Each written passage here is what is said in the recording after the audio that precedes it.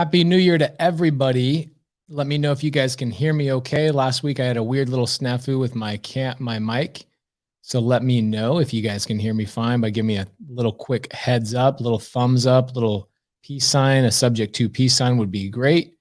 We're going to be waiting here for Cody for a couple minutes. He's got a Wi-Fi extender that's all sorts of fancy. And hopefully we can get Cody to finish out 1 week of Sunday service without us having to kick him out. Last week, I actually kicked Cody out of Sunday service last week because of all the little snafus he was having. So really looking forward to today's Sunday service. We're going to be talking about goal planning. We're going to be talking about some action steps. We're going to be talking about mine and Cody's goals. In fact, Cody and I had an impromptu planning session today for about 5 hours. One of the things that I wouldn't say struggling with, but one of the things that we definitely are working on in our company is automation. A really big part of what we're doing is automation in our business. So I see Cody in the backstage. He's coming on here in just a second. And we're trying to build our businesses so they do not need us. And that's a tricky thing. That's a tricky position to put yourself in, is that, one, how do you do that, right? And then two, are you okay with it? Are you okay feeling the way you feel when nobody needs you around? When you look at the book Rocket Fuel, and I think it's like chapter 5, it talks about basically as you scale your business, you are required. Yo. Wow, you look so good, man. I'm gonna let you run this for a couple of minutes. We're gonna talk about goal planning session. Can you hear me okay? Yeah, I hear you okay. Can you hear me okay? But I'll fix it. I'll be right back. But what I want you to do is do a little solo action, talk about New Year's, what you guys did, and then maybe talk about a little bit of the automation and some of the stuff that we did today, talking about job descriptions and stuff like that. Yeah, for sure. Well, happy Sunday, everybody. I'm here. You can hear me. I have all of the wireless router extenders here, and I am excited. So hopefully you guys can hear me really well and see me well. I have a mic that I will be able to start using. I just ordered the piece for that. So you're going to be able to hear me. You're going to be able to see me, and hopefully there is no lag. So appreciate the patience on that, guys. But yeah, excited to be here. So happy Sunday, everybody. For those of you that are just tuning in, maybe for the first time, make sure, depending on where you're tuning in from, you could find Sunday service on YouTube, on my YouTube channel. You could find it on Pace Morby's YouTube channel. And of course, for those of you that don't know, Sunday service is on Spotify and iTunes now. So if you're driving down the road, one of my mentors taught me when I was getting started as an entrepreneur. He said, Cody, you got to turn your car into a mobile classroom. And so what you can do is definitely, plug into Spotify, plug into iTunes, and listen to Sunday service when you're driving to and from work or just running around town, and, soak up the info that we're talking about here every Sunday. So like Pace was saying, we actually, we did have a meeting today, and, I was hearing you talk about automation and some of the things that we're working on going into this year. And then, the one of the things you mentioned that stood out was, feeling okay to not be needed is definitely a interesting concept that I've, it feels weird, as you're implementing automation in your business, meaning that you're implementing the two types of assets that you can have in your business. One is people asset, and two is the system or technology asset. And, obviously people asset are, staff or employees or virtual assistants that you can put into place within your company to help, buy you more time and to, take stuff off your plate as the owner. And then the technology or system or technology asset, you can, utilize that to take some of the things off of your plate as well, like having different automations running for your business. Hey, Kelly, she says, for all of you that are on YouTube, and for maybe those of you that are just listening on Spotify or iTunes, make sure to go to Cody Barton and then Pace Morby on YouTube and subscribe. We post a lot of dope stuff on our channels here. 3 points here. The main thing is, my gosh, my freaking camera is doing it again. It's freaking freezing. Anyway, the main thing, guys, for anybody that is watching, is that we are trying to transfer over to YouTube for a full-time deal because it's easier for people to squat up with each other. It's easier for people to work with each other on, you know, you'll see people in the comments saying, oh, I'm from Akron, Ohio.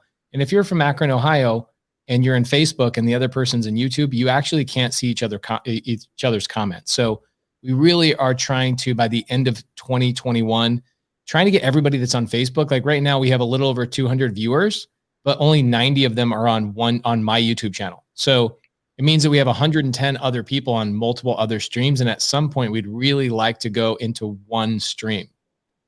Cody, why don't you continue talking about what we did today from an automation standpoint? Yeah, definitely. So some of the things Darren mentioned, yeah, today is the first episode of 2021. We've been doing this now since just before summertime in 2019. So we're going to be coming up on 2 years here in about 5 months that we've been doing Sunday service. So I'm super excited to continue rocking with this. But yeah, so today what we were talking about was really just dialing in, you know, some of the areas where we need to within our business. And so for us, you know, it's like, you know, every level, there's a different devil. There's always a new challenge. There's always a new thing that you're going to be working on and working through. And so specifically for us, you know, one of the things that we spent a lot of time on today was, you know, the specific job descriptions for, you know, each role within our companies, so that we can be able to, you know, put together and implement those things, and then for accountability as well. So really a big part over, you know, Q1 that we're spending a lot of time on is working on the business significantly more. We have a lot of great people within our operation right now that are doing, you know, great jobs at what they're doing. But what we're actively working on making sure is happening is that, you know, for every area of our business, like for, you know, for example, today for our asset manager within, you know, our fix and flips and, you know, property management side of things, we were putting out basically what that job description looks like. So then, you know, if our asset manager ever does, you know, leave us or go on to do something different, we have a job description in place. We have all of the, you know, the standard operating procedures that asset manager is following. We have videos, we have all of the things put together so that we're able to, you know, onboard somebody on very quickly, or actually hire, you know, virtual assistants to help do some of those tasks that our asset manager could, you know, could be spending more higher level activities on. What's going on, everybody? Scott, what's up? Israel, Ryan, Diane, Julio, Jeff. Welcome, everybody. Happy 2021. Hope you had a great New Year's, everybody. But yeah, so that's one of the biggest things that we were talking about today was really all around automation. And so I've talked about it before, but there's going to be different stages that you're going through in your business. And, you know, one of the things that Pace and I were talking about with our team today that we were working with was at the beginning, and this is important, is you have to work really hard and then you have to start working smart. So then you can automate the process. So what it looks like, and if you haven't seen the YouTube video that I did on this, the 4 Ds, this is where you have to spend your time and have to be aware. So what I'm going to talk about, major key here, guys, are the 4 Ds. And so what this looks like is you're spending time, you're going to be doing some of the tasks, you're going to be doing a lot of things, right? You're doing the work, you're calling, you're pulling the lists, you're calling the sellers, you're contracting the deals, you're operating as a transaction coordinator, you're taking it all the way to closing. That's the doing. So the doing is important, but what you need to look at is spending your time on doing. And once you've done it a few times, you need to be taking the necessary action and start to design some of the things that you're doing, meaning document. So you're going to be designing some of the things that you're doing. So you're doing it, you're designing it, so then you can delegate it and then help your team make decisions on things to do, so you can take some of that off your plate. So if you were going to be spending 10 hours on doing a particular task with you personally doing it, spend 15 hours. Yes, I'm saying spend more hours doing it, but instead of spending the 10 hours doing it, so then you just have to do another 10 hours next month, spend 15 hours doing it the first month. So then within the doing, you're also designing. And once you've designed it, you can delegate it and then just be able to make, little decisions to, your team may have questions on, but to really push that off of your plate. Why don't we answer this question from King Edward? When you start hiring, what position should you start with? Here's what I would do, King Edward. I would write down on a piece of paper, what gives you energy? What do you love to do in your real estate business? Is it talking to sellers? Do you really enjoy talking to sellers? Or is it you like the systems, you like doing the marketing, you like working on the computer and not as much talking to people? That's what's going to determine what your first hire is. Because if you're just going to be starting off, number one is always lead generation, though. Like, you need to hire, virtual assistants to get leads coming into your business. But then from that point, what you want to look at is, if you love selling, you should be focusing your time on selling, and you should hire either somebody locally or a virtual assistant to help you take some of the marketing burden off of your plate, so that you can spend your time talking to sellers and getting deals locked up. If you don't like selling and it's not something that you love to do, you should be focused on refining some systems for leads to be coming in, and either squad up with somebody to help you close deals, or in regards to hiring, you should be hiring an acquisition rep to help you contract those deals that you're generating. That's how you should hire. There's no one way, one size fits all when it comes to hiring. You got to hire based around, you hire where your weaknesses are or where you don't get energy from. So let's talk about this for a minute. So Chad Smith says, what are some of the key systems you should have in place? Let's go through number one. Okay. The foundational system that you should have in place is a CRM. That CRM could be anything. Could be Podio based, right? So we use one called Bomb CRM.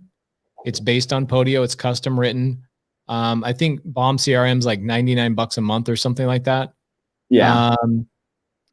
Then you've got, other people like Black Book REI and other companies that are out there that are CRMs. You need to have a CRM. Who is in this business that does not have a CRM?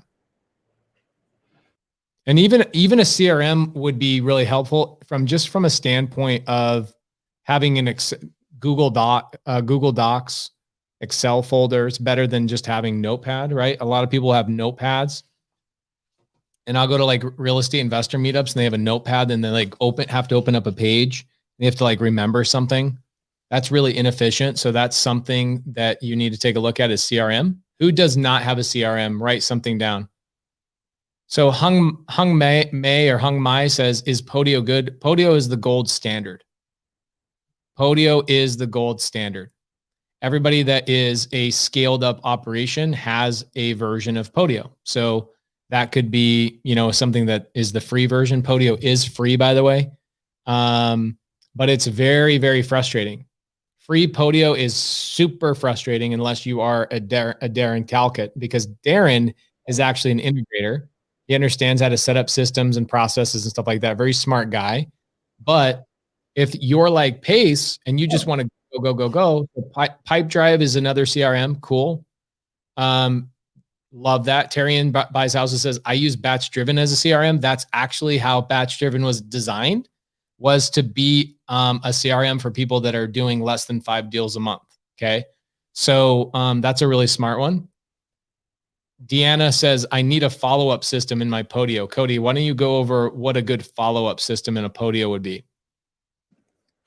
Yeah. So everyone's going to have a little bit different preference on how that follow-up system takes place. I mean, ours built out, is highly leveraged by, people assets. So we have virtual assistants that when a new lead is generated by, one of our virtual assistants from cold calling or texting, that lead drops into our CRM.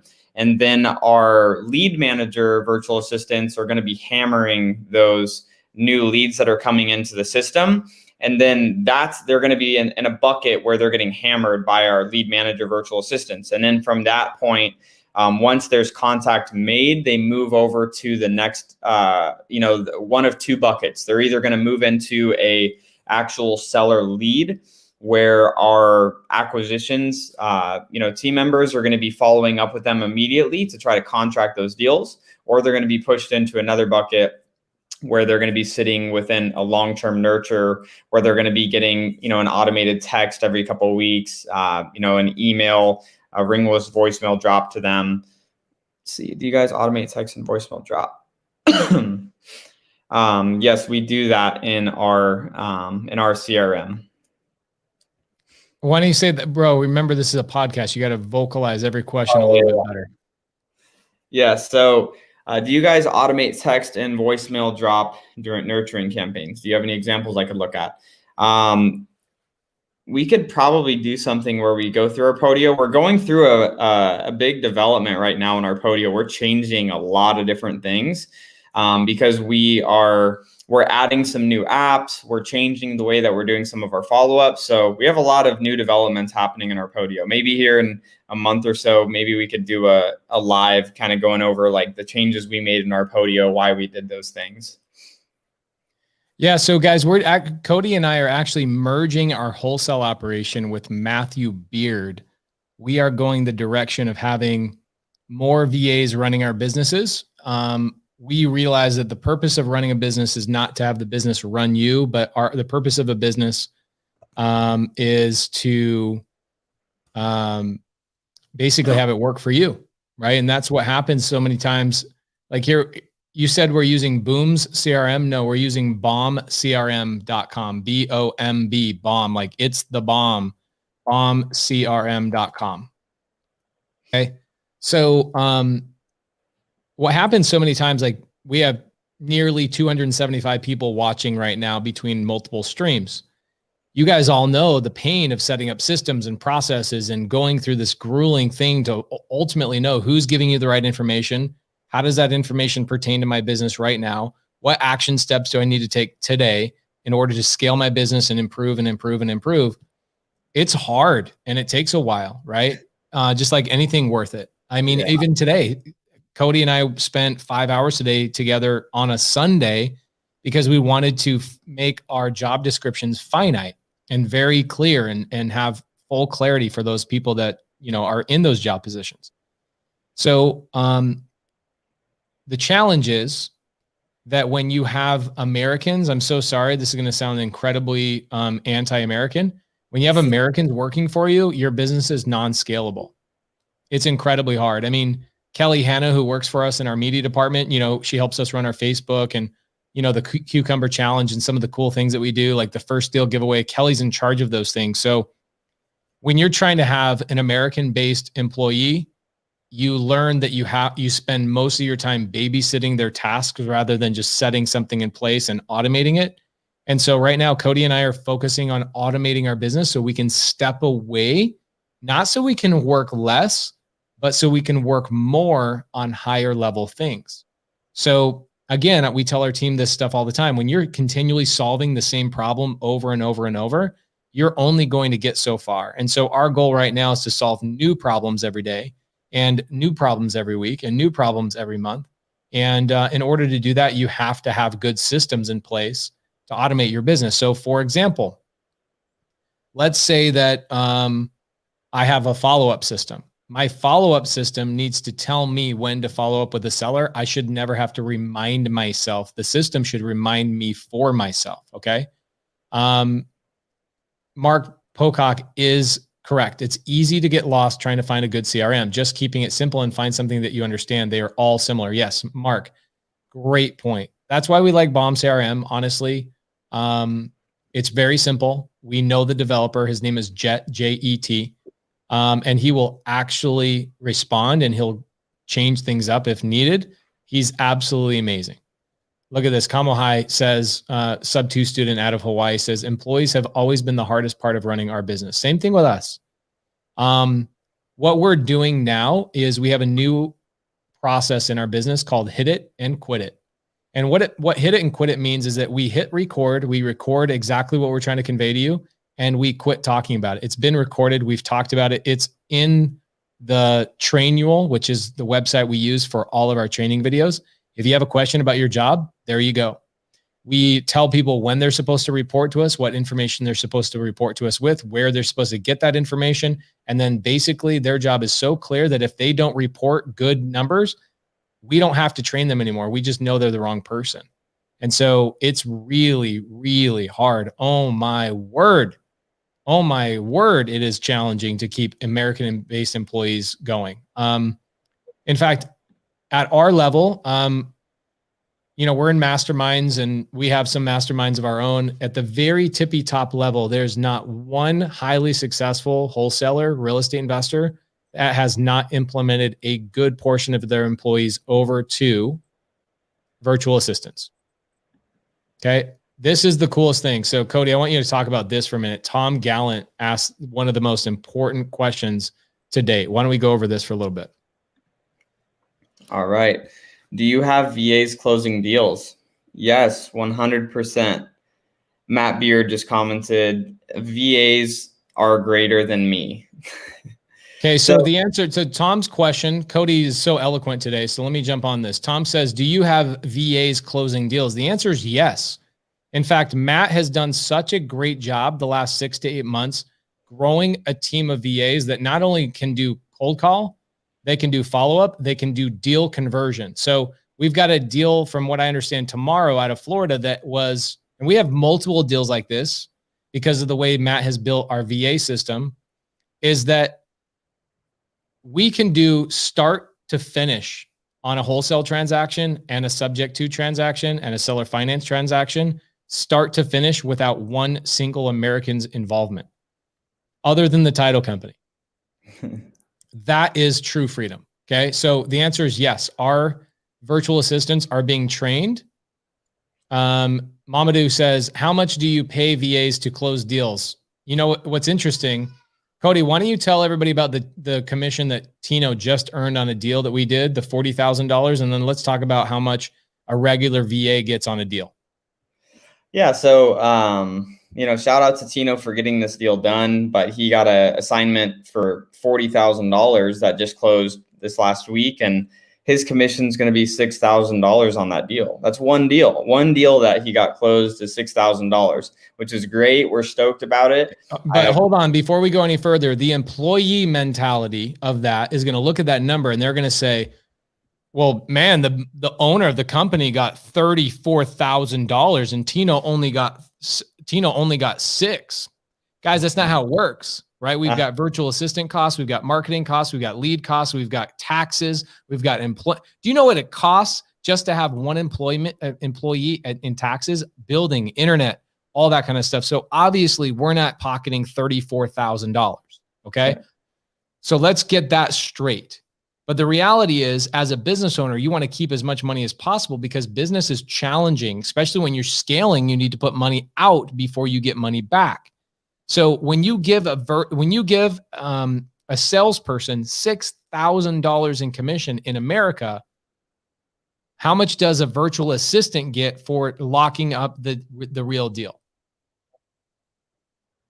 Cody. So a virtual assistant they're going to be getting paid their hourly rate. So anywhere from, $8 to $10 an hour. And then they're going to be getting a $250 bonus for getting a closed contract. Speaking of American-based employees, Anna, who's been with me at least 6 years, maybe 8 years, Anna runs our construction department. I've paid Anna $5,000 or more on deals that she's locked up as well. Anna's amazing. But the reality is a VA, a virtual assistant, will be way more consistent. Okay. And they will, I think the largest commission that we'll ever pay a VA is probably $250. Is that right? Yeah, $250. And now here's the thing is we're not paying them $250 in their exchange rate. When you put the exchange rate together, that $250 to a virtual assistant is worth like $2,000 in commission, right? So Christian Hernandez, we have closers on VA Hub. Matt, why don't you jump in here? I'm gonna text you the link. I want to talk about this for a minute while we're on the topic.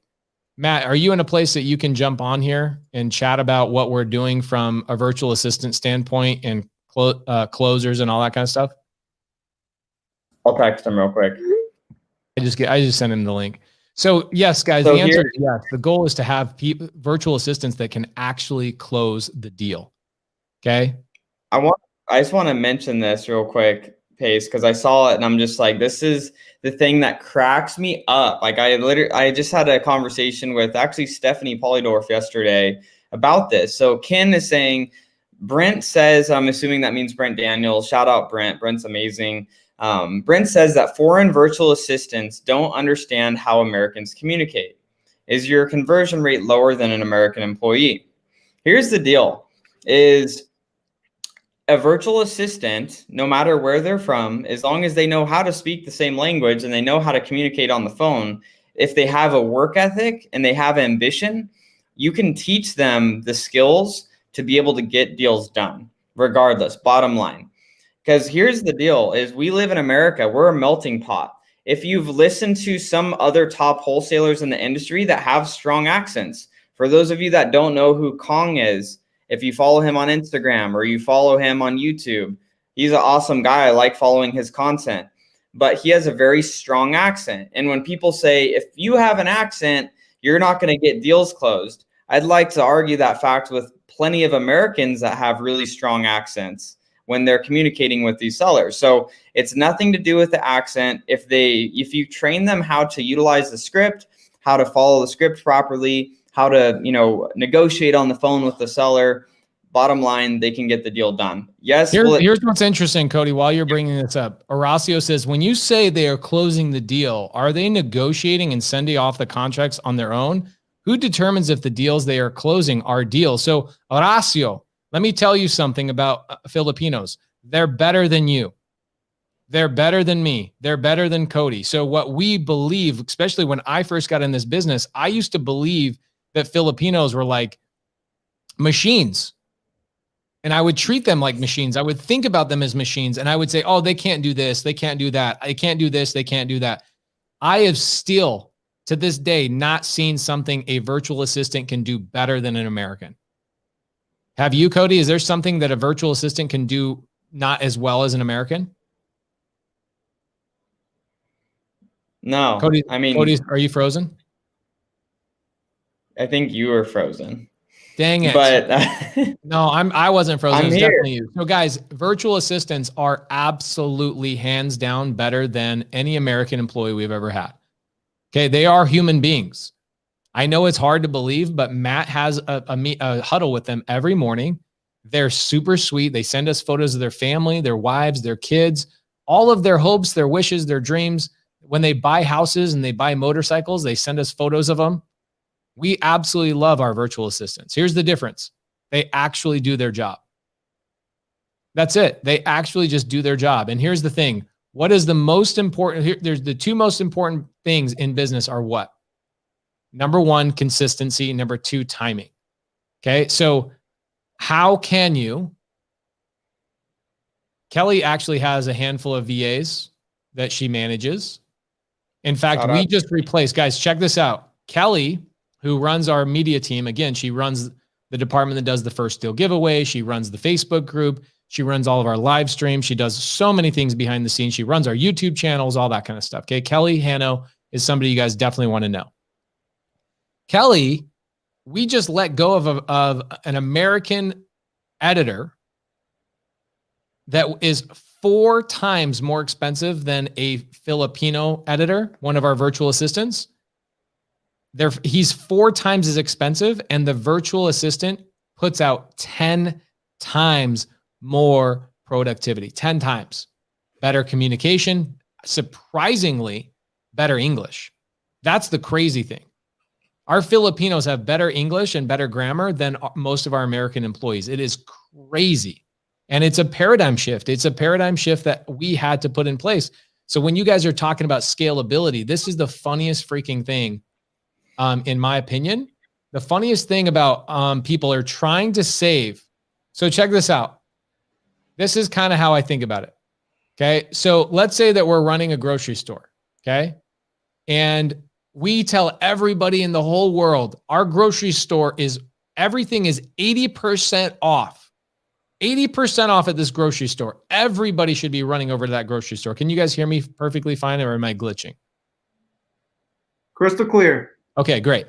So we have a grocery store. We have an 80% off promo going. 80% off. You can get the same quality food, the same everything for 80% less expensive, or less money. And you know what wholesalers do when they walk into my grocery store? They said, hey, do you have a coupon? I'm like, wait, hold on. What do you mean? Everything's already 80% off. They're like, yeah, but do you have a coupon? I'm like, it's 80% off. Yeah, but do you have a coupon? So here's what I mean by that. So many wholesalers and brand new investors can get a virtual assistant 80% less than an American employee. And you guys are still worried about the price. You can get a full-time employee for basically $1,000 a month. Whereas in America, you can't get a full-time amazing employee for less than $3,000 or $4,000. I said amazing. I didn't say somebody on minimum wage that just learned how to flip burgers at McDonald's. A good employee in America starts out at $3,000 or $4,000. Starts out at. An amazing virtual assistant is about $1,000 or so dollars plus a little bit of commission. So you might be $1,200 a month. But wholesalers, I see the comments all the time. The comments are, can I get a coupon? Can I get a coupon? Bro, it's $1,000 for an employee. It's 25% of the cost of a normal American employee, and they'll actually do their job. Right. I think I think it's just changing your mindset around that, though, that they are like a real employee. They're not just someone that you give a task to is like, hey, good luck. Right. I think one of the things that, I was talking to, some of our clients at VA Hub about, and we do like some one-on-one stuff so I can help them with their marketing. Something we talk about is the difference in being a boss and a leader, right? A boss is someone who's just like, check on numbers, like, why are we not getting these leads? Like, we should be doing better. Okay, you're fired, right? Rather than when you're a leader, like we focus on developing our people. We try to give them the knowledge. Like my goal every single day is like, how can I give my people the knowledge that I have so they can be better equipped to do the things that, of course we get more busy as business owners, right? Things change. We like productivity, like we can only do so much every single day, right? So with that, we have to be able to delegate it and we have to pour into our people. So big difference in just like setting and forgetting. And, the folks that tend to do well with virtual assistants are the ones that do that little bit extra, that work with their people, that train them, just like you and I, just like someone locally, right? It doesn't change. It's like, how can I help? How can I develop my person? Check this out, Darren. Thank you so much for this. Darren says, the level of quality from a $4 an hour VA I had at first compared to when I switched to VA Hub is night and day. Well worth the difference. And my CSM is awesome. What's a CSM, Matt? So at VA Hub, we have client success managers, right? We have it within our own team to develop our people. Literally, their only job is to make sure the VA is performing. So some cool things that we do, and the reason why they're in place at VA Hub is we understand that, if we want clients to be with us, like we want them to understand like, hey, if you want a virtual assistant and you want this to work, like get one from VA Hub. Like there's no secret behind that. But if we want to have a client with us for long term, we know that they need to be performing. If our clients aren't closing any deals, the chances of them being with us for a long time is slim to none, right? So for quality purposes, we have CSM. So their only job is to make sure the VA is performing. So they check the daily reports. They're responsible for implementing the coaching, right? The key point there is implementing the coaching, right?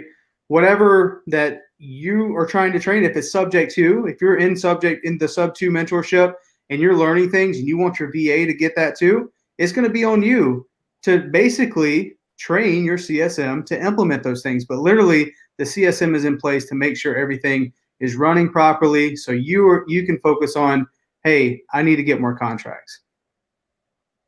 Love that. Mhm. Absolutely love that. So I think a big point on that too that you mentioned, Matt, is actually implementing it. And I think one of the biggest challenges that people have, and whether it's an American-based employee or whether it's a virtual assistant in the Philippines or wherever they're located, is actually having a little bit of patience with the training process. Like thinking about sub 2 for a second. I mean, we understand sub 2 in creative finance, and a lot of people that are on here understand it just from being involved in the community. But explaining that to somebody that may be brand new to the creative financing world, explaining it to them one time. All right, I taught them subject to and seller carries today. Now I don't ever have to talk to them about it again, and they're just going to know how to pitch it and know how to negotiate those deals.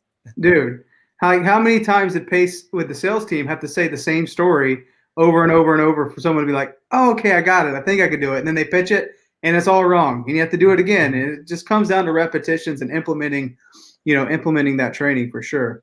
Yes, 100%.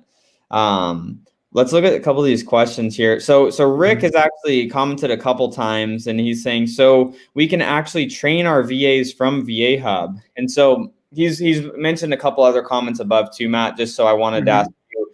So what would you suggest if somebody wanted to, get a virtual assistant to the point to be able to get contracts closed? Like what would you say that needs to look like if somebody started today with somebody from VA Hub? And, what's a realistic timeline to be able to have a VA being able to do that for you? Right. Well, I think number one, Cody, it goes to, when you hire someone, when they come into your world, this person that is going to be doing sales needs to be good on the phones, right? So when they come in, like how it's always worked for our business is they start at the bottom. They start as cold callers. They start as someone to prospect. Once they get that and they understand that knowledge of like how to handle a conversation and what we're looking for, what is a lead? What does that actually look like? What is a good lead? The people that are proficient on the cold call, we know that the next position for them and their growth is being a lead manager. So the one thing that you don't want to do is just like have a logjam. Just be, you don't give your people within your company room to grow. We know that from like our own, like here locally, like you want to give people new opportunities, get them more excited about the future. Same thing with your virtual assistants. If they know that they're getting paid this and this is how it's always going to be, guess what? Another job is going to come along and they're probably going to take it, right? Something that whatever that may look like. So our job is not just to be, business owner, virtual assistant, help us get us leads, but hey, how can I promote from within? How can I give the people that are doing really well, how can I give them more opportunities? So that person that's a cold caller is going to naturally become a lead manager, which in the lead managing role, all they're doing is taking that conversation a little bit further, right?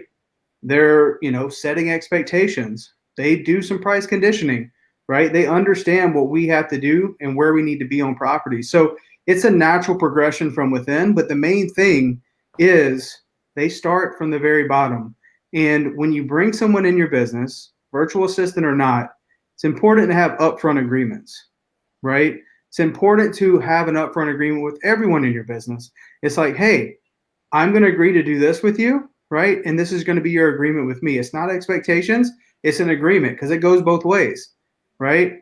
And the thing that you can't do is when you don't see results in a week, 2 weeks, 3 weeks, you can't change the rules to the game midway through the game, right? You can't be a month in and you're like, hey, I want this to work. I'm going to give you all my knowledge. I'm going to pour into you and I want you to implement it, right? 2 or 3 weeks in and they're still making some mistakes and they're getting the repetitions. The worst thing you can do is be like, nope, okay, you're done. I need a new virtual assistant. Because then you start all the way back over, right? So don't change the rules to the game midway through the game. Have an upfront agreement like this is how it's going to be. This is going to be 60 days. I'm going to pour into you. I want to see you implementing the things that I'm coaching you and training you on, like you're training your CSM. And if things don't change, right? If you're a month in and nothing's still changing and maybe they're not implementing what you're trying to coach them on, then maybe you have to do a re-agreement. But don't just change the rules of the game midway through and be like, nope, you're out. And actually, can I bring up something really interesting about that specifically? Yep. Inside of our business. So right now, our disposition department needs 3 people in it. We're doing enough deals between, we have a no excuses program for the sub-2 students. We have a JV department, and then we have seller direct. So when you add up all those avenues of deal flow, you've got over a deal a day that's being done in between all 3 companies. You need 3 people. Okay. So you've got Nick Newling, you've got Caroline, who's been a recent addition. Then what you need virtual assistants. So somebody that's starting in the in our disposition company, I think tomorrow, his name is Harold. Is that correct? Yep. So Harold just wasn't a good fit for other things in our business. And so he was transferred over to help out with disposition, which Cody, so that's a good point for you, Matt. Like you brought up, don't just get rid of them, train them, or maybe sometimes you just recontract with them and say, hey, your personality would be better fit for this. Let's go put you here. Cody, what are some of the things that Harold's going to be doing for our disposition department so you guys can hear exactly what we're talking about? Yeah, so a few of the things is Caroline and Nick on our team, they're continuing to build our buyers list and continuing to network with other wholesalers. And so what they're specifically going to be focusing on is doing outreach to buyers that are actively purchasing fix and flips, buy and holds in Florida, Georgia. Specifically, those are 2 markets that we're really working on building our buyers lists up in a few different cities. So that's really the main job that they're going to be fulfilling, is doing outreach and then organizing the data, reaching out, connecting with buyers, adding them to our buyers list, organizing our buyers list so that Caroline and Nick can focus on higher level activities, which include actually communicating with those buyers when we have a deal, and then negotiating and getting contracts getting contracts sold and getting them to close of escrow. Let's go. I want to, guys, in the side chats, by the way, we have well over 300 live viewers right now. Really appreciate you guys coming out for Sunday service, especially, New Year's. Thank you for allowing us to talk about, our business and you guys giving a crap about what we have to say. We are doing a lot of deals. We are running just about every vertical inside of a real estate business. We do wholesale. We do creative finance, a ton of creative finance. I'm known as a subject to guy. We acquire a ton of subject to and seller finance deals. We fix and flip a ton, and we do new builds. So there's really not much. And both Matt and Cody are licensed real estate agents. Guys, there's not much in real estate that we do not touch. We know just about everything inside of our niche. I'd say multifamily is something we just haven't done a lot of yet, but we are heading that way primarily and yes, we do lending. Cody and I own a hard money lending company. Yes, we do lending. We raise private capital. Okay. Now, why do I say all that? I say all of that because I want to let you know that you can run a business in the real estate space where your virtual assistants will do the majority of your tasks. Okay. You can't scale. You can't run a business. You cannot own your time when you have nothing but Americans working for you. I can guarantee you, I will promise you $10,000. You find one successful real estate investor that is consistent and owns his time that does not have a virtual assistant, I'll give you $10,000. It's impossible. It is absolutely impossible. And the sooner you realize that the system involved with scaling your business is reliant on consistent efforts of people who actually care about their job, that's when you start hiring virtual assistants. Now, what I want you guys to tell me is what in your business do you feel like is holding you back? And let's have a conversation about what can and cannot be done. Irene Torres, this is probably my favorite quote of the day. White men can't jump. Okay. Oh my. Now, I'm going to go over a couple of fallacies real quick. I want you guys to tell me what you feel like cannot be done by a virtual assistant. Okay. Whether it's from the Philippines, Colombia, Mexico, whatever. Okay. What cannot be done by a virtual assistant? Let's see some stuff in the chat, and I want to challenge Matt to see if Matt gets stumped on something that cannot be done by a virtual assistant. Now, here's the thing. Americans are the worst. And I say No, that man, like, look. I want to be funny, but it is absolutely so hard to scale a business when you have employees that just want to take everything from you. They want to steal everything from you. Here you are stressing at night. How do I do this? You're taking courses, you're learning, you're implementing, you're I need to get an NDA signed. Then you hire somebody, you teach them everything you know, and 2 weeks later, they're off building their own business behind your back. That is America. The Filipinos, when they get paid, they are begging you. Like, they'll ask us. I remember Cody, when we had our first couple of virtual assistants, we had a virtual assistant that would thank us every week and say, please don't fire me. I love my job. Please don't fire me. We're like, dude, what are you talking about? You're like the only consistent person in our entire business, right? So you're trying to grow a business. Now, here's the number one fallacy with virtual assistants. Number one fallacy, okay? Here's the number one fallacy. People say you need to learn how to do everything before you tell somebody else how to do it. That's a lie. That's 100% bullcrap. If I have a cavity in my tooth, I don't go to dental school before I hire a dentist. Okay. I go find a professional. I go find somebody who knows what they're doing and somebody that's going to do a good job, and I hire it and I delegate it. So when people say you need a cold call, and this is where Brent Daniels, one of my best friends, and I disagree. Brent will tell you, you need to be an amazing cold caller before you hire it out. Okay. Just so you know, Brent Daniels has virtual assistants. Now, I'm not saying that the way he did it, he obviously learned how to cold call. He did all these things himself. I agree. But I see more people succeeding in real estate that are like, literally go, I'm not cold calling. Screw that. There's no way you're going to catch me cold calling. I personally would rather work on closing deals all day long, especially if I have a 9-to-5 job. Imagine this. I go to a 9-to-5 job. I get home at 5:30, and now I got to stare at my phone and go, man, do I really have to do these 3 hours of cold calls before 8:30 and then just jump into bed? That's what my life has come to. Or would you rather have a cold caller calling for you all day long, and when you get home, you have 2 or 3 calls set up for you to make that the seller is actually expecting your phone call? That's the way it's done.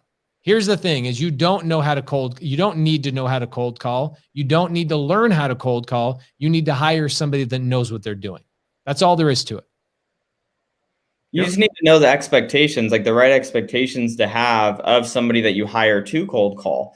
I mean, will it help if you have cold called before? Sure, that will, you'll have some perspective, you'll have some additional insight. But if you just know what a successful cold caller should be doing and producing, that's really what you need to know for you, for you to be successful, is just to know what they need to be doing. 100%. And luckily, Irene, this is an interesting thing. So I was a contractor for a long time. Okay. I was a contractor for 10 years. So I want to touch base on something. And maybe you just chose the wrong word. You put the word take away jobs. Here's the reality. She says, and that's why in the construction business, laborers and other skilled workers from across the southern border take away jobs. I'm going to be really honest with you. I was a contractor for 10 years. You know how many white men wanted my jobs? None. And the ones that wanted my jobs would steal my tools. They would take advantage of me. They would say they did the work when they didn't do it. But most of the time, 90% of the time, I never got them to apply for my job because they were greedy. They wanted too much. They wanted a handout. And then the white guys that I did hire, in 2 weeks, they were asking me for a raise. I'm like, bro, you just showed up out of 14 days. You showed up 13 days on time. And on the 14th day, you ask for a raise? That's the problem. Okay. That is truly the problem. Nobody's taking away jobs. What's happening is farmers are being pinched. People are being pinched on their pricing. And so they're looking for people who will do the work for an efficient wage. No American white boy wants to do it. And the same thing with cold calling. I challenge you. Find one person. Give me their name. I would love to interview them on Wholesale Hotline or on Sunday service. One person that has consistently cold called 8 hours a day for 1 year straight and not asked to own the company, get a raise to the CEO's position, take over the whole entire thing. Give me one person. It doesn't exist. You're never going to be able to scale a business with American cold callers or texters. You're never going to be able to scale your business. And what's going to happen is you're going to go do a deal. And then because you're so tied up, actually, Kelly Hanno just locked up a deal the other day. She's busy negotiating with a seller. Guess what's happening when you're negotiating with a seller and you're not cold calling? Your pipeline completely dies. And then while you're relying on your American-based employee who's amazing, or your $4 an hour virtual assistant to do all your cold calling and filling your pipeline, you turn around, you're like, where's all my leads? It's like that hamster wheel of just the. I see it all the time. One of the advantages of having one of the most successful real estate mentorships on planet Earth, it truly is hands down the most valuable mentorship on planet Earth. Ask any one of my students. I get to hear all people's stories from all walks of life, what they've tried, what they haven't tried, what works, what doesn't work. I get to hear all sorts of amazing things. Hiring a virtual assistant is paramount and a requirement when you're building a scalable business. You want to take the weekend off? Got to have VAs. You want to have processes happen? Got to have VAs. You want to not worry about something where you can close your eyes, go to sleep at night, and know that the next day you don't have to wake up and tell everybody what to do? You got to hire VAs. That's it. Interesting comments. I'm loving these comments. They're really good. I love this question. So I want to direct that. Wait, you missed my question. I'm going to ask it anyways. Matt, what should you be expecting of a virtual assistant? Let's say you have a virtual assistant calling 40 hours a week. They're a cold caller. How many leads should they be generating on a daily, weekly basis? I mean, what should that look like? Yeah, so full-time cold callers calling 5 days a week, right? That's going to be 40 hours a week, 8 hours a day. You're looking at them having roughly 20 quality conversations, and you're looking at about 2 leads from those 20 quality conversations every single day. So you're looking at about 10 leads per week. That should be base level. That's what you should expect. And if you're not getting those numbers, then you want to go back, look at your training, look at your tools, look at your data. But that's what you should be expecting for sure. Matt, speaking about that, let's talk about the good, bad, and ugly of VA Hub. Okay, so you're the owner of VAHub.com. Okay. I get people that come to me and they go, hey, I hired VA Hub, and in my first week, I haven't gotten a single lead. Can you tell me why somebody wouldn't have gotten a lead out of their first week? Let's talk about the ugly stuff too. Yeah, let's do it. I love this so much. So there is a lot to unpack when it comes to this, but I'll try to keep it as simple as possible. When someone hires a cold caller, someone hires someone to text, like the number one issue that we find is the tools are not set up properly, right? It's like sending someone out to do a construction job with just like a flathead screwdriver, right? So it's like, what are you going to get done? You can't do your job because you are not equipped with the right tools. So typically, I would probably say 90% of the time when someone's not getting leads, I can quickly look at their tools and it's like, hey, your dialer's not set up correctly, right? You don't have a bunch of phone. You have one phone number and they've called 200 people and now that number is marked spam, so it's not getting delivered. So they're not talking to anybody, right? Can I touch on that real quick? Here's what's interesting is I know VA Hub because we've obviously walked through the training videos. We've gone through all this stuff. Somebody will come to me and go, hey, I'm not getting leads from VA Hub. I have a major problem. And I go, great. And a year ago, I used to be like, oh, wow, VA Hub's screwing up. Now, over and over and over and over again, what I realize is that nobody that has come to me that has said, hey, I'm not getting leads, actually watched the videos on how to set up their systems properly before hiring their VA. Okay. So what happens is they refuse to watch the videos. They refuse to actually go through all the help that VA Hub actually provides. And then they hire a VA because they think that's the solution. That's only half of the battle. One half of the battle is giving your person the appropriate tools to do their job. The VA is not going to come to you and go, hey, sir, you're all this stuff is not set up correctly. They are looking to you to be the expert, which is why VA Hub has set up so many training videos on exactly how to set these things up. So when you hire a VA, the VA is set up for success. Do you feel like that's a big reason why people aren't getting leads right out of the gate? Oh my gosh, yeah. And the thing is, the stuff is there, the videos are there. the tutorials. We send them everything, but unfortunately, no one really checks that out. I feel like, when you get a virtual assistant, you take your card out of your wallet, you pay for it, you scratch that itch, right? You're like, okay, great. My lead problem is now fixed. Well, that's not the answer. That's not the thing. You are just starting on this journey of having an employee, and you're now their leader, right? So I think it's more than just the tools. Like, that is a big part of it. Like I said, 90% of the time, but it's really like a triad, right? It comes down to, number one, tools. Of course, the tools have to be working properly. You got to have the right tools. And we have videos of how to set that up. The number two thing is data. Man, I've had clients that, reached out and say, hey, Matt, can you hop on a Zoom and show me some stuff? Like, I'm not sure. Like, I just don't have enough data in my market. Like, try to help me pick another market. I'm like, well, let's look at it. And they got their data from someone they shared it with, and someone that shared it with them. And their VA is freaking calling Popeye's Chicken, KFC, talking to the medical clinic. They're talking to a dentistry. Like, they're not talking to any sellers. The data is horrible, right? So when you're doing telemarketing, that's huge. Like, tools is really big, right? But also having the right person, the phone numbers behind the people that you're calling, that's how you're going to get a lead. That's how you're going to get a deal. So folks who maybe just go a little bit cheaper on the data is not the way to go. I mean, I remember a story like 6 months ago. There was a guy who called me up and he's like, hey, I'm not happy with VA Hub. I'm quitting VA Hub. Okay. Then a week later, the VA that was working for him got one of the juiciest deals, like completely done. Somebody then makes like a $60,000 assignment. And I'm like, dude, tell me the story. Everybody's got to hear about this amazing testimonial. And it turns out it's the same VA that the previous person was like, I'm not happy with that VA.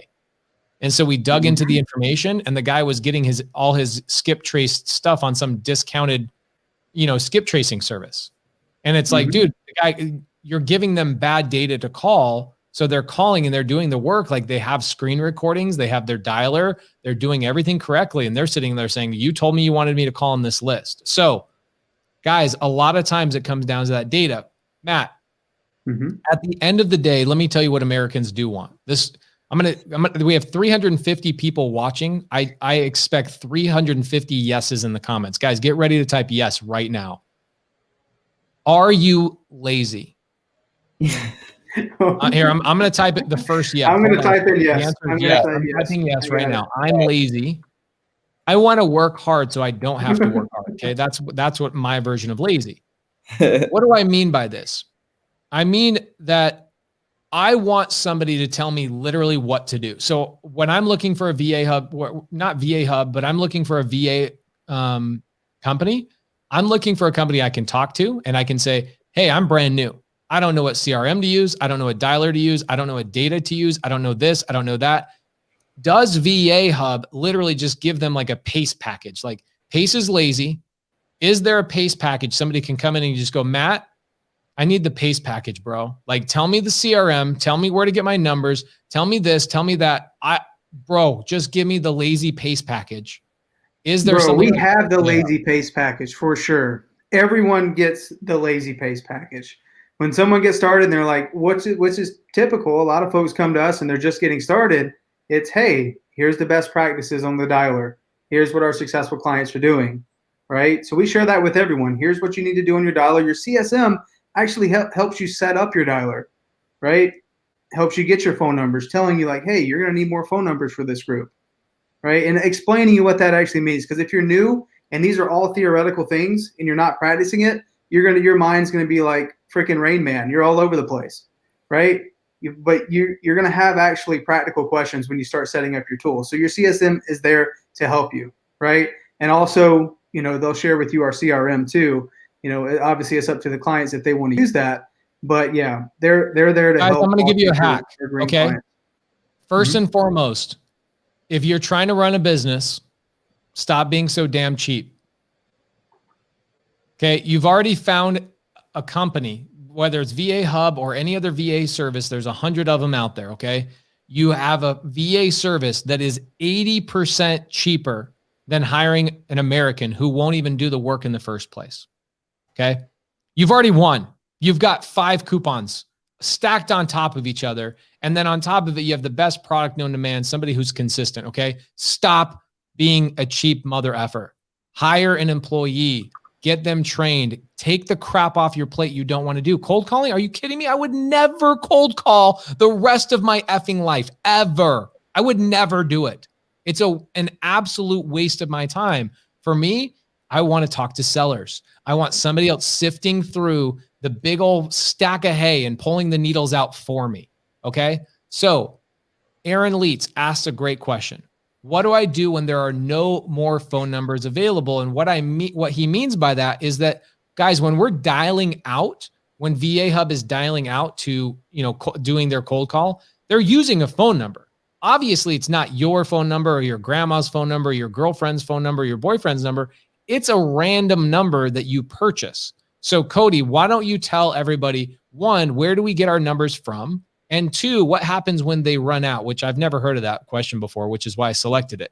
Is there an answer to that? I mean, we buy all of our numbers. I mean, we use Call Tools as our dialer. So on Call Tools, whenever the number is marked as spam, we just buy more phone numbers. So I don't. Yeah, Cody, sometimes Call Tools won't actually have any numbers for, like, let's just say Phoenix, for example. Yeah. Like the 480 will be sold out of, right? Yeah. There's a lot of people here. 602 will be gone. 623 will be gone. And sometimes you got to get a dang Tucson number. I get like a 928 number flat. Right. So what we do is we try to find something in the area, and it's not crazy. I get calls from Massachusetts. I get calls from Texas. I get, from all over the place. So I think it's less on, like, do you really need them to be geographically local for the area you're calling? If you're really big on that, then if you're using Call Tools, there's something called number porting, right? And you can go buy caller IDs from another service. So if Call Tools or whatever dialer you're using is out of phone numbers, you can go to a service like Cloud Phone, and you can buy caller IDs there, and they always have 480 numbers. You can buy it there and then port it into your dialer. So hey, if Matt, you I want to do that, I'd be happy to help. So Israel says, I want to hire VA Hub. Where do I go to get the info? Well, first off, vahub.com. It's scrolling across the bottom of the screen, the whole show, vahub.com. But more important than that, I want everybody, we've got 350 people watching live. I want to see 350 emails destroyed in Matt's inbox. Okay. Here's what I want you guys to do. Okay. Matt, what do we give away? We give away scripts. We give away like training videos. We give away all sorts of cool stuff, right? Mm-hmm. What do you have that you can give away to people if they email you? So, we have cold calling scripts. We have texting scripts. We have our 4 pillars to a good lead. And I'm actually working on like a brand new, like if you're brand new to wholesaling, this is what you need to know to be successful with a virtual assistant. It's going to be like 5 modules, and I'm putting that together this week. So if you sign up, you send me an email, I will, of course, add you into the group that is going to get access. It's going to be like a quick Kajabi course. What's your email, Matt? Matt Beard, MattBeard @vahub.com. Oh, wait, you actually do own VA Hub. You actually got the domain name. Shit, son. Hey, I just asked for it. They gave it to me. So anybody that is a sub-2 student, Matt Beard used to run and still does run our door knocking team. It's actually where he got his first deal from. Pedro Salgado says, I want a door knocking script. Bro, Matt I got actually just did a 3-hour training for the sub-2 students yesterday, all about door knocking. Matt, do you have a door knocking script you can email everybody if they email you? 100%. So if you guys email me, I'll just give it all to you. Guys, it's on the screen. So when somebody asks in 14 seconds, what's Matt's email again? Somebody needs to reach through and karate chop that person. It's mattbeard@vahub.com. Email Matt, set it up. He'll help you out. Okay. You know what's freaking crazy? So check this out. Anna Martinez, is she in here still? Anna, if you're on here, pipe up. So the other day, Anna, who runs our, she's a project manager for us. She's like, I want to earn extra money. I want some extra cash, which is funny because like at this point in her salary, her company involvement, she's making twice as what she used to make a year ago, 2 years ago, et cetera. She's making great money. She makes commission off every fix and flip that we do. There's Anna. Anna literally downloads the Batch Driven app. I almost want to show you the text message. She downloads the Batch Driven app for door knocking. And then 45 minutes later, so she goes, what's the coupon code for Batch Driven? I don't want to pay full price. So I go, it's batchdriven.com/990, right? So batchdriven.com/990. She downloads, she's like, okay, I got it. 45 minutes later, she sends me a text. She goes, I got a deal.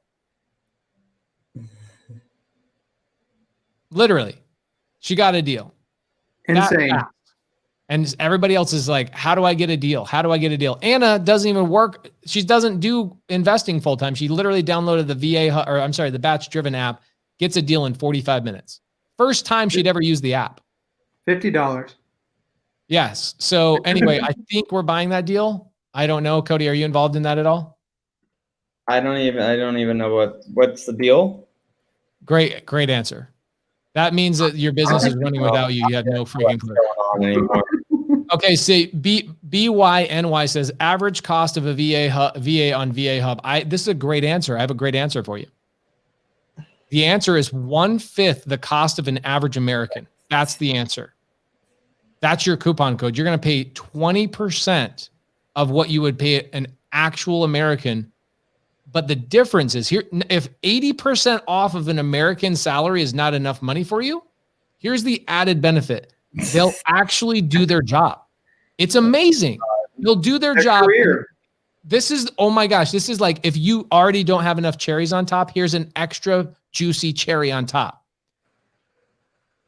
They won't ask for a raise in their first year. And they won't want to be the owner of the company and steal all your ideas within your first 30 days. That's the average cost of a VA. They want a career, man. They want to be a part of something. It's different. There's a couple different packages. So yes, I am on one because I look at guys, you know how many questions I ask on a yearly basis? I am so happy to help so many people, but the question comes down to cost. Cost? You guys are trying to build a business and you found the secret hack, which is a VA Hub. Guys, if you can't afford, here's a secret hack. If you can't afford a VA, find somebody in the comments right now. There's 350 people watching. Find somebody in the comments and say, who wants to team up on a VA? Go hire a VA. They'll do everything for you. Everything. You can have a VA from VA Hub do anything for you. We have we do bookkeeping, cold calling, texting. We have graphic designers. Dude, I don't even want to go through it all. Anything you need, they will do it. We have admin. Isn't VA Hub doing stuff for like insurance agents and real estate agents and all that kind of stuff as well? Yes. Insurance agents, realtors, transaction coordination, client concierge, admin work, prospecting, you name it. I see Sony Tala says, I'm down to team up. So guys, if anybody is looking to team up and quit having zero leads, here's the thing, guys. If you don't have leads in your business, WTF. For real. You don't have a business. So let's do a show of hands. This is 2021, guys. We're all trying to be millionaires this year. How do we change the game as we get leads? So I want everybody to raise their hand. Throw up an emoji, throw up a yes, throw up whatever. I want to see a ton of info in the chat. Who is struggling with leads right now? Who is not getting enough leads? Let's go through that. Let's talk about lead generation. Let's say tomorrow. Let's say this. This is what I want Matt and Cody to do because this isn't my forte. What do I need to do from a week from Monday to average 2 leads per day? What are the things I need to do that? What systems, what software, what list do I need to pull? What do I need to do to have a consistent 2 leads every single day, like clockwork on average? Because I might get 4 leads on Monday, 0 leads on Tuesday, 3 leads on Wednesday, 1 lead on Thursday, but average 2 leads a day. What do I have to do by from Monday to Monday in 1 week? Matt and Cody, in 1 week, what do I have to do to change my freaking future by having 2 leads on average per day? Me? Matt. Okay. Number one, we go to that triad, right? Tools. Get yourself a dialer, right? Get yourself a dialer. And number 2, get yourself some really good data. I would start with pre-foreclosures, something that doesn't cost a bunch to skip trace, right? The list is small, it's niched, and there's a lot of distress there. You know, obviously it's a really good list to get good at in 2021 because who knows what's coming. So get your data, keep it small, keep it niche, get yourself a power dialer, And guess who's going to be sitting on that dialer? Not you, a virtual assistant. Get yourself a virtual assistant, 2 leads a day, cold calling, full time. Kirk says, use your stimulus check. Get that stimmy money. Take that stimmy money. Get yourself a small niche list. Get a dialer. Pay for a virtual assistant. This is interesting. So Razor's Edge 36 says 5 ways to find sub 2 leads. I already did that on a YouTube video last week. Go watch the YouTube video. 5 ways to find sub 2 deals. Cole is asking, Matt, if we were looking to hire a VA for closing deals, can we pay them an additional bonus for their closed deals? I'm a true believer in people being tied to the deal for best performance. Yeah, definitely. I mean, our clients, some of them have got to that point where they want their VAs to do lead managing. Some of them close to the point where they close deals. Absolutely. Our VAs get paid a base, and then they get paid their commission on top of the deal. We actually have 3 lead managers who had transitioned to acquisition, and they don't want the commission for themselves. They want to share the commission between the 3 of them, so they get paid on every single deal. So that's what they do. And then we have company bonuses. I'm the same, man.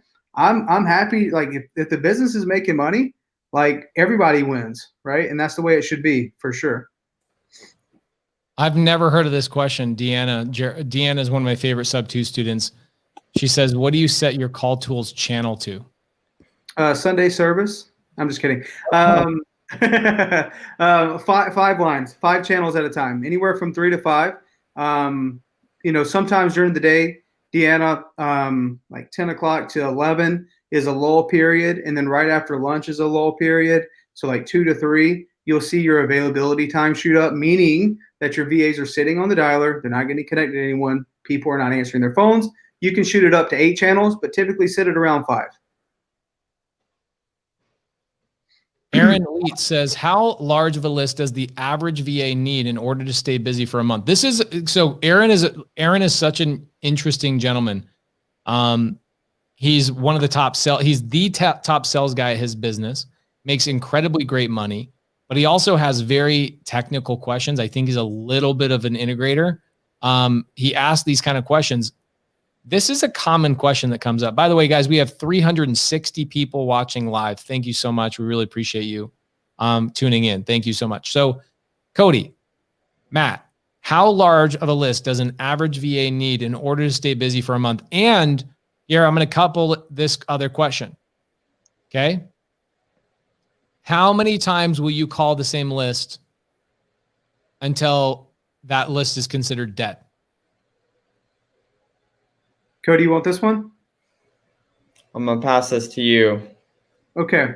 So average list size for a VA is they're going to go through anywhere from 6,000 to 7,000 records a month, not a week, a month, right? So that's why we tell our clients to keep your list small and niched, because you want to get through your list at least 3 times in a month, right? And just because we go through it 3 times doesn't mean it's a bad list. We throw it out. We're still calling the same list that we pulled last March, right? Still the same people. We've just recycled it over and over and over and over.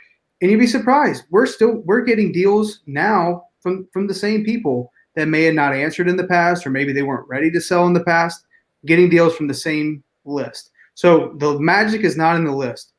What Pace says is consistency and timing. That's the magic. Here's the thing. Every single day, I think now, dude, I'm 37 going on 38. I'm embarrassed that I didn't know about this in my 20s. Embarrassed. Because now I look at it and go, what can I take off my plate this week that a virtual assistant can do? So let's talk about this. What are some tasks besides cold calling and texting that we in our business have virtual assistants do besides cold calling and texting? What are other things you can have a virtual assistant do? Cody, let's get your voice on here. Yeah, I mean, as far as, virtual assistant and like the tasks that they can do, I mean, we talk about this all the time, and it's really, they can do anything that can be on a computer. Like anything that you do not need to physically be there, they can do for you. It's just, you got to show them, what that looks like to accomplish that task successfully. But I think one of the biggest things that people have to realize is they need to get through the barrier mentally. I think that's where most people have a challenge, is mentally understanding that there is a virtual assistant in another country, wherever they're from, that can do a really great job, that can excel at a high level working, working within your company. Some of the virtual assistants, they do, I wouldn't even say some, like a lot of the virtual assistants do a lot better job than I would. Like they put together spreadsheets that I don't even know how to put them together. I'm like, hey, like I need a spreadsheet that spits out this. Can you go and figure that out? They figure it out. Hey, can you go and, fix these lists, put these lists together? They go and figure it out. So I think it really comes down to, breaking through that, mental barrier of, okay, if they can be done on a computer and by somebody that has a good work ethic, they can get involved and take over and, do whatever you need them to do. They need guidance though. They are not a robot. Like Pace, had mentioned earlier, virtual assistants aren't going to be a robot for you. They can get involved and do a great job. You just got to give them, direction on what you want to be done within your business. So that goes back to what I was talking about at the beginning of this call, which is designing your business and documenting the things that you're doing so that you can pass those things off to other virtual assistants. Love it. And by the way, guys, look at the screen. We've got Matt Beard at vahub.com. What Matt has promised you are cold calling scripts, texting scripts. He's got modules to help you out with how to, deal with your virtual assistant, how to hire a virtual assistant. Also, Matt has other videos on how to set up the systems properly for your VA. Okay. Now I know there's a good amount of people in here. This is an interesting thing. Texas Terrian lawn care. I love this question. I'm going to answer this one. Here's the number one thing. I'm going to go right back into being like Pace on a pedestal Pace. Okay. Yelling from the top of my soapbox. Really good question. But here's the thing. If you have an American, guys, answer this question too. Do you have to motivate yourself every time you cold call? Do you hate cold calling? Do you have to find yourself motivating yourself? And then do you find yourself going and saying, if somebody would just teach me the right script, maybe I would want to cold call? Do you say, maybe it's my dialer? Do you say, maybe it's the time of day? Maybe you say, I don't have the right list. Do you think you overthink everything about cold calling because you absolutely hate it? And do you think that that's okay? The answer to every one of those should be yes. Everybody should be pouring yes into the comments right now. Yes, I procrastinate. I don't cold call. Yes, I find any excuse not to cold call. Yes, I overthink my list. Yes, I think my tools are the things that are going to solve it for me. And Matt talked about satisfying an itch. A lot of times we see people spending money on tools and programs and this, that, and the other because they're trying to trick themselves into believing that it's the next thing around the corner that's going to solve it for me. Guys, here's what it is. Stop trying to cold call. It's the worst thing in the world. It's worse. I would rather lick a toilet than cold call. Personally. And I'm being very serious. I know it sounds funny, but I really, if you're like, hey, would you cold call? Or dude, talking to sellers all day long, I enjoy and I love that. Okay. But if you guys love cold calling and you can consistently cold call for a year straight, 8 hours a day, then we have a position in our company for you. Okay. So here's the thing. Email. Texas says, is there a communication barrier with language and accent? Here's my question to you. Does it matter if they're consistently working 8 hours a day and they can generate 2 leads a day for you? Doesn't matter if they, through generating leads, can elevate themselves to actually closing deals for you without very much of a pay raise? Does it matter that you can be at your 9-to-5 job while you're building this business in the background? You show up at home and you have leads waiting for you. You didn't have to cold call. You didn't have to worry about, and all you do is close those deals. Does the accent matter when their consistency is 10 times greater than that of an American? The answer is no. The accent has never and will never matter. The reality is America is a melting pot, and accents is not something that throws people over. Even in middle America, where we're in Indiana, we're still doing deals in Indiana. You would think that everybody in Indiana would be like, what is the deal with this accent? They couldn't care any less. They hear a chicken in the background. It's like, is that a chicken? Exactly. It was funny. My VA's like, that happens sometimes. Like, oh yeah, I had the TV on too loud. I'm sorry. Or but it's true. But I think that's the magic, Pace. The magic is in the hours. Like if someone is still trying to leverage their business based on the hours they work, it can't be done. Our business tomorrow, we're going to have 280 hours worked tomorrow by our virtual assistants. That is how you build your business. That is how you make it. Wait, say that one more time. Tomorrow, by Monday alone, 280 hours are going to be worked by our virtual assistants. That is how you scale your business. I did not know that number. Now you're going to hear me say that on every podcast I ever go on. We dial 280 hours a day without a single American involved. Yep. A day, 280 hours a day. That's called consistency, scalability, and I don't need to be involved ability. Yes, sir. Eric Brewer, I highlighted your comment. He says to me, I disagree. Eric, I would love to know your opinion on this. I really would love to know your opinion. I know every top wholesaler that at least talks out loud online. You know, there's a lot of wholesalers that are successful, but they're quietly successful. I don't know every one of those. But if they're on social media, I'm friends with them. I'm in masterminds with them. I don't know not a single company that is doing more than 5 deals a month consistently that does not have VAs doing most of their work. So I think he disagrees with me on having an American do stuff for you consistently. I would love to have that conversation. I'm super curious about why he says he disagrees. Now, question popped up. Sean Bryant says, I'm getting a virtual assistant this week. Guys, again, with Sean Bryant, we didn't mean for this to turn into virtual assistant an hour and a half, but this is super important. You guys want leads in your business? You want to change your life? Stop doing the crap you don't like. Stop it. Again, for anybody that didn't hear this, I get people that come to me and go, oh, well, I was told that I should learn how to cold call before I hire a cold caller. Dude, are you kidding me? Go back to the dental analogy. Did I go learn how to take out my own cavity before I hired a dentist? No. Hire a professional. Get somebody that's going to do the job, okay? Now, somebody asked a really good question. Freddie H. Matt, can you take this one? Say it out loud because remember, it's a podcast. People might be listening later, not just watching. What is the process and time frame for getting a VA on VA Hub? So it's as soon as you can have your tools and data set up. Typically, you're looking at a week. All of our cold callers, all of our VAs get certified on a Thursday. So if you're going to get set up, right, you're going to get your tools and everything lined up. It's going to be on a Monday, Tuesday. I would recommend waiting until our newest VAs that go through our training get certified. Wait till Thursday, that sign them up, and then you'll be launching the next week. So I would say 7 days. They call you and ask for the lazy pace package. Mm-hmm. Can we put that? I'll tell the team tonight. Yeah. And put my face on and say, you want the lazy pace package? Yeah, we'll put like the glasses.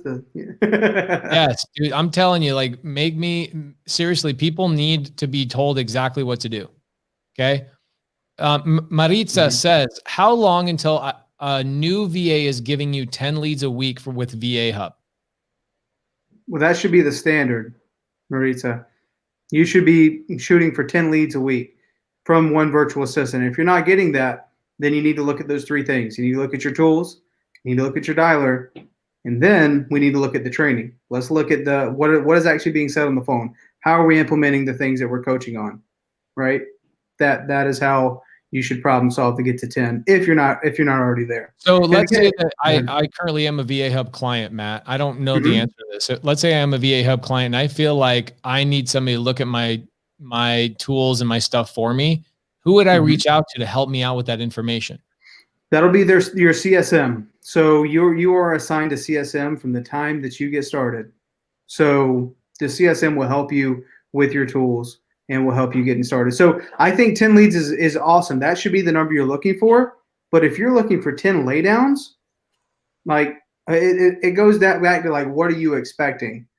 right? Yeah, Maritza is not. She gets it. I've known her for a little over a year. She's like unbelievably intelligent. She knows that the average wholesaler is going to close 1 in 50 deals or 1 in 50 leads, right? So you're going to get leads that are like, you'll get leads that passed over to you, and that's a great topic of conversation as well. Is like you're not getting leads that are sent over to you or scheduled for you to follow up with. That says, I'm just waiting for a cash offer. Send your cash offer and send your contract. That's a laydown, right? That happens to us. We probably get 2 of those a month, maybe 3 of those a month at most. And then on a dry month, you maybe get 1 of those. But most of them require follow-up. And some of those leads, you're like, why did my VA put that in here? I don't know why. So the smart thing to do is go back to your VA and go, hey, the seller said they didn't remember talking to you. Can you give me a little bit more information? The VA will go, oh, well, it wasn't him that I spoke to, it was his brother. And they'll give you more clarification and go, oh, that makes so much more sense. So you're not every lead's going to be a laydown. I know Maritza knows the answer to that. But here's the thing. I think what most people are going to want to know, Matt, is if I hired a VA Hub virtual assistant on Thursday this week, how quickly can I expect to get leads coming into my business? Can I expect that in a month, in a day, in 3 days? What should I expect? If they get started this week and they're launching, right? The client launch, meaning that VA is working this set day, which would be next week, for example, then you get leads that day, right? The same day.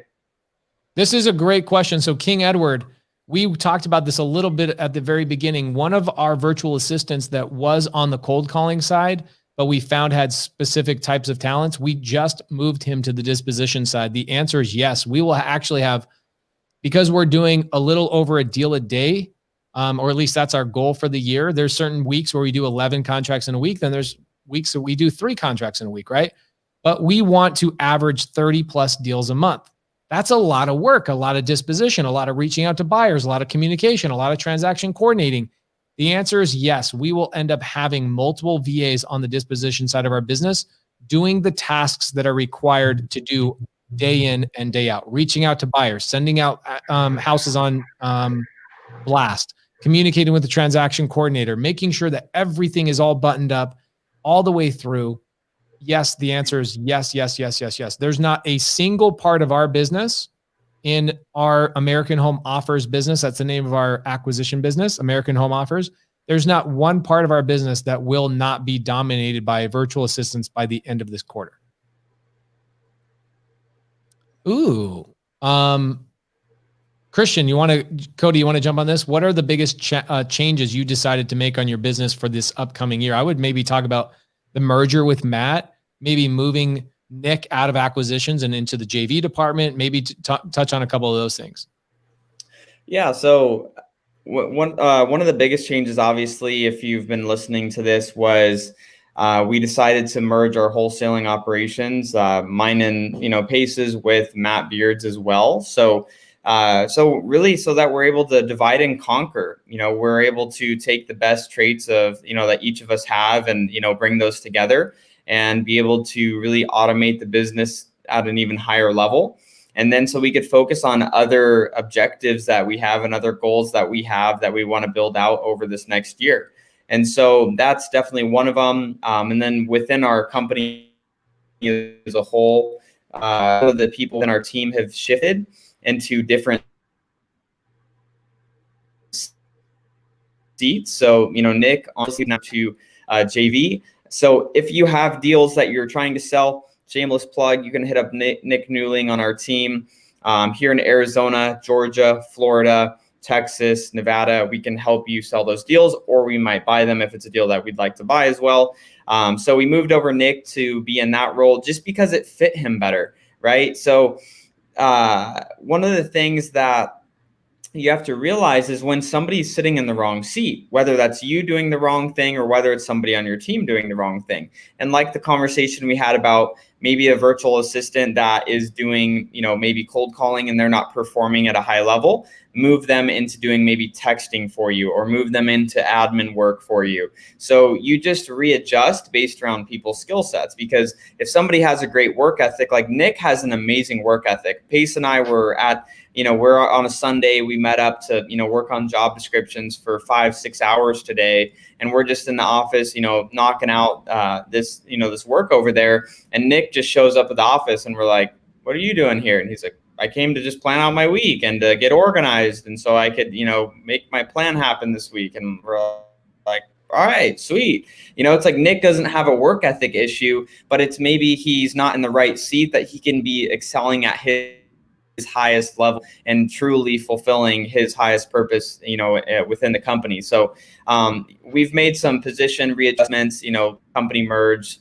Those are the biggest things. Can I answer this question that's on the screen right now? As of right now, anyways, as we're. So here's a question. On the screen, it says, Pace, when do you use smartphone versus call tools? So call tools, guys, is meant for outreach, cold calling sellers, okay? In a massive 3-line, 5-line type of setting. You're doing massive outreach. When do we use smartphone? We use smartphone from follow-up inside of our BOM CRM. So when our acquisition managers or lead managers are inside of BOM CRM, smartphone is an application inside that you can build into Podio or into your BOM CRM for us that does your outreach for you without a cell phone. Okay. So they're used on completely different parts of the business. Call tools is outreach, direct to seller. Okay. Smartphone is once the lead becomes a lead and it's inside your Podio, smartphone allows you to follow up in a fast, rapid way through your Podio. Okay. It's a little annoying that you have to have 2 tools, but smartphone is something that has been built into Podio, at least has an easy plugin. It makes it easier for you to do that. Hopefully that answers your question. Let's see. Matt, can you pull up your email for me, by the way? Yes, sir. Hang on. Tell me how many people have emailed you, because I'm not going to stop until I get at least 200 emails sent over to you today.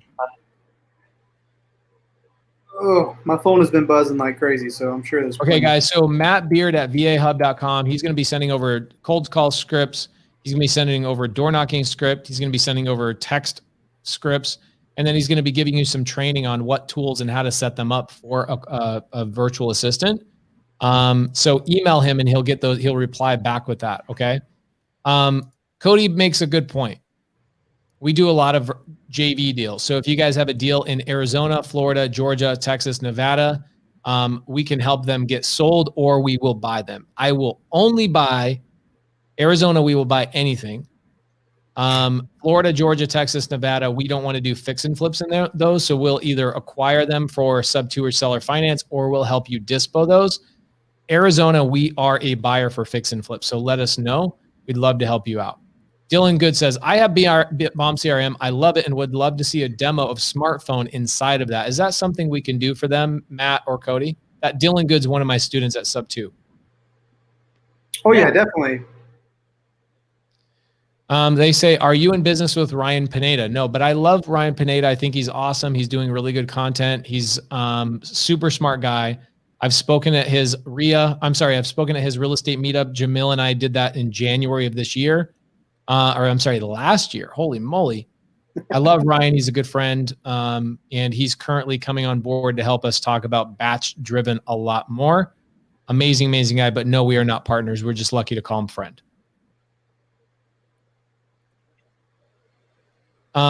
Matt, you want to jump on this question? You got it. How much data, skip trace, should I provide my VA that'll keep them busy for a 5 to 8 hour work shift a day? So you're looking at anywhere from 6,000 to 7,000 records a month, right? So you can break that down to roughly 1,800 a week, right? We try to keep our list small so we can recycle them over and over. So we keep them niched.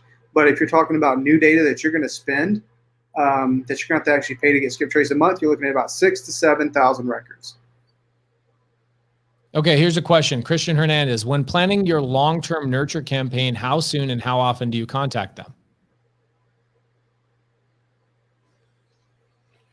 Matt, what are we changing over to now? Because we just merged our Podios and all that literally this week, so I don't know what the new flow is. We might have lost Matt for a second. Matt, can you hear us okay? He's got muted for a second. We'll jump on to something else. So I think he's going to switch over his speakerphone. I think his headphones died on him. So does the VA know creative finance? Yes, we train our VAs to know creative finance. So the answer is yes. What service is best for calling and texting? I prefer all in one. So Blueberry Pie, 100%. We use batch leads. We're using batch for most everything we do just because batch is doing a really good job of integrating all these tools and making it easier. So Cody and I own Batch Driven. We're one of the owners of Batch Driven, but we don't own Batch Leads or the Batch Dialer, but we do love the guys and the developers at Batch Leads. So if you use batchleads.io/pace, you'll get 1,000 free records. What is a record? It's sellers' names, numbers, whatever on any particular thing. You can also use that 1,000 records for buyers. You can use that 1,000 records for investors as well. So maybe use 300 for cash buyers, use 300 for investors, private money lenders, and then another 400 for sellers. But if you use batchleads.io/pace, you get 1,000 free records. Anna says, for those starting out fresh and don't have a budget for $6,000 to $7,000 skip or 6,000 to 7,000 skip trace lists, where do you recommend starting? Batch Driven. Batch Driven all day. All day. Got a deal on Batch Driven in 45 minutes. Why do you need any of that?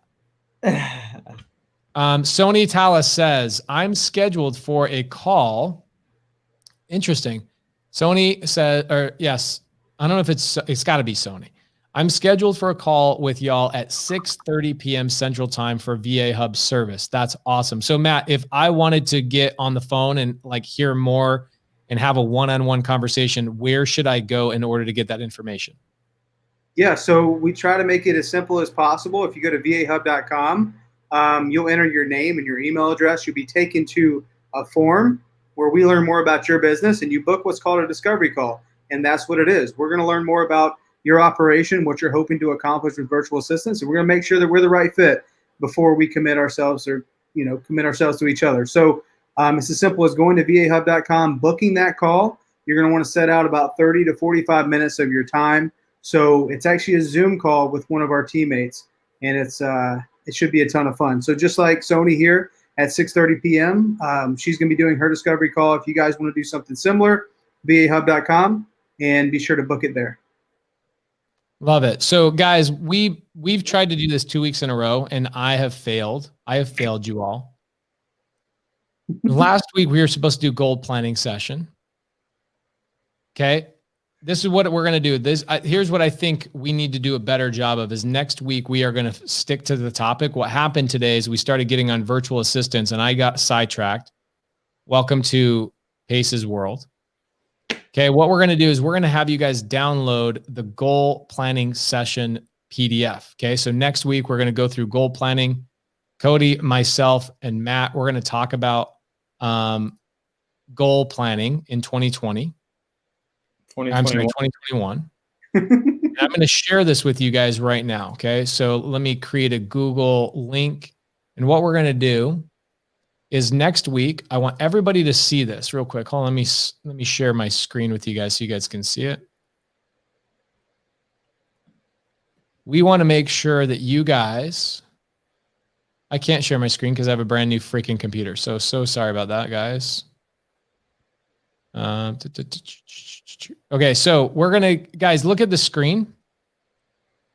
I just gave you guys a Google Drive link. Cody, can you do like a screen share and show everybody what the goal planning document looks like so next week they know what to expect and what we're going to talk about? Can you pull that bad boy up and do a little screen share? So text that to me real quick because I can't click. Oh my gosh, Matt, this is so funny. This MTP TA, you can tell he's brand new to Sunday service or within the last couple of weeks because of the question he's asking. Guys, MTPA, I don't want Matt answering this question, me answering this question, or Cody answering this question. Guys, does Matt, Cody, and Pace have experience with door knocking? Matt got his first deal last summer from door knocking. Matt has probably gotten half of his deals in the last year and a half from door knocking. We have tremendous experience in assembling a door knocking team and running an entire door knocking campaign. The answer is absolutely yes. Matt just did a private session with the sub 2 students a couple days ago, all about door knocking. So if you guys want to talk about door knocking in the next couple of weeks, we can come back and specifically talk only about door knocking, how to get creative finance deals through door knocking, how to get wholesale deals through door knocking. Oh, MTP says, I'm not talking about you guys. I mean the 236 viewers. Love it. We've got 315 viewers, so we've lost a little bit of viewership, guys. That means we're tailing off. People are starting to go back and say, hey, it's time for me to, hang out with my wife and kids. So I imagine we got to wrap this up. Matt. Yo. You have how many people? Hey, Matt or Aaron Leets, I suggest you go watch the door knocking training that Matt did, because we did it private in the sub 2 Facebook group yesterday, and then Matt actually posted it today. So go to the private sub 2 community, and Matt gave a couple of hours on just door knocking, how we pay our team, etc. Yeah, I will absolutely do that. Kelly Hanno asked me to say, she said, Pace Morby, can you please mention, she said, she didn't say please, but I'm pretending she said please because that sounds nicer. Can you mention the video, Caroline, and I will do this week on how to squat up and find out what you need. Kelly, where would that video be and what time, and how can I find out more about that? I actually don't know much about that, but I do love Kelly Hanno. She's awesome. Yo, Brandon Rayburn, good to see you, brother. Okay, so Matt, before we wrap up, I want you to tell me, do you have at least 200 emails, or do I have to yell at our audience? Close. Well, not really close. I got like 121 new. So, hey guys, Matt, we have over 300 people. We have 121 people that have emailed him. I'm so curious why the other 180 people plus 100, actually nearly 200 extra people have not emailed Matt. He's going to give you a free script. He's going to give you for texting, cold calling.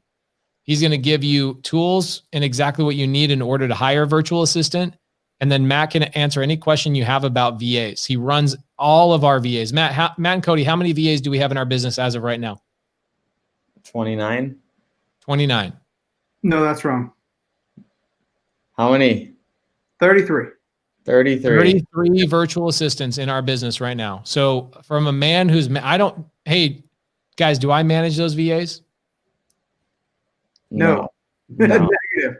Okay, so I'm the guy that doesn't manage any of the VAs. So you wouldn't want to ask me the questions on how to manage the VAs. I get to be involved I get to be there from osmosis. But Matt actually does the majority of our virtual assistant training and management. So guys, this is a guy you want to know. In a year from now, everybody's going to know Matt Beard as the virtual assistant guy. You want to be able to say, I have the guy's email. I've communicated with him. I promise you, we're going to put Matt on the map as far as virtual assistants go. Okay. Here they come. I got some emails coming in. Good. Email this guy. It's mattbeard@vahub.com. Guys, email Matt Beard and ask him for the scripts for cold calling, for texting, door knocking, and the tools they need to set up a virtual assistant. Yeah. I mean, there's a lot of the stuff that I wish I would have known. Like the stuff that we have now is just from like making mistakes and learning, like, oh my gosh, we need this. And oh my gosh, I need that. Like we're going to be giving this stuff to you guys. So send me an email. Love it. So Cody, can you do a screen share for that PDF? You got to text it to me. Cause if I try to copy it, I can't. It tries to just put it up on the actual comment on the screen. Got it. Okay, no problem. That's super easy to do. I can knock that out super easy. You don't want to just like copy drive.google.com/file. I was thinking about just manually typing the whole thing. So guys, I've put the link in the comments on the side. This is interesting. So hiring more acquisition managers and finding it's more difficult than I thought. How are you finding good ones? Here's the answer to that. I will never find another will find another acquisition manager as long as I live, because I know it's a dead end road. It's a dead end road. Why would I take that? Yeah, I might be able to travel down that road for a little bit, but I'm going to find myself deep into the wilderness saying, why did I go down this road? Hiring an acquisition manager that's not a virtual assistant is a dead end road. You're dragging American employees to do something that you hate doing, Why would they do it? And it's almost like, there's a definite timeline that it's going to end, right? It's so hard to keep that person around, like knowing that this is going to be their career. Typically, they're going to learn what they want to know a year or two, and then they're going to go do their own thing. This is a good question. So King Edward says, quick question, Pace. Are you doing 2 wholesale hotlines tomorrow, one on Clubhouse and one on YouTube? That is correct. We're going to be doing a Clubhouse all about wholesale hotline at 2 p.m. Arizona time. We're going to do that for about 3 hours. And then we're going to have, and that Steve Trang's going to join us, Brent Daniels, Jamil Damji. And then at 5 o'clock Arizona time, Rochelle Jarvis, our transaction coordinator, is going to be on wholesale hotline tomorrow talking about transactions, creative finance, wholesale, things you need to know about title companies. She's our transaction coordinator. She's the one that handles all of our transactions. She's unbelievable. She's been in the business 15 years. She is crazy, crazy good. She's actually for hire. We created a company called Constant Close, and she's going to be talking about that product. She's going to be talking about that service and how you can hire her as a transaction coordinator to help you out with your wholesale, creative finance deals, etc. So she's going to be on wholesale hotline tomorrow. You know what? Enoch says y'all be on Clubhouse all day. Dude, I was on Clubhouse on Saturday for like 5 hours. And I was thinking, oh my gosh, I'm not getting anything done. But I realized with Clubhouse, it's like listening to music. I can actually do all my normal stuff and just keep Clubhouse playing. And if they say my name, I tag in and say something. But overall, Clubhouse, oh my gosh, is a massive time suck. Like I told my team, I'm like, let's limit me to like 2 days a week for like 3 hours at a time. And that's it. I got to stay away from it. It's like, you can't get anything done. Yeah, if you're using an Android, you cannot get access to Clubhouse. I'm so sorry. It's like the best thing of all time. I'm so glad that they only limited it to iPhones. Amazing. So, guys, we have 300 people watching. Matt's going to share the document. It's not opening on my computer. All right, Matt, show us this share screen situation here, please. Okay. Let's do it.